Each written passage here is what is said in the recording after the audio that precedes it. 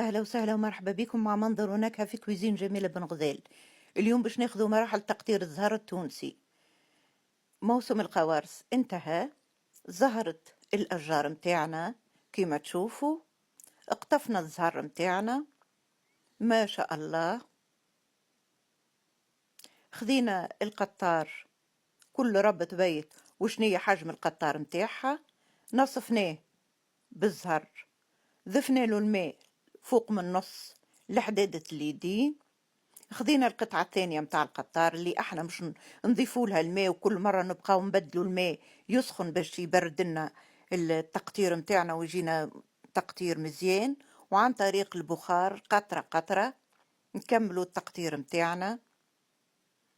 احضر الزهر متاعنا، قهوة كحلة، الحلوياتنا سواء تكون تقليدية وإلا عصرية، منظر ونكهة وتشربوا بالشفاء.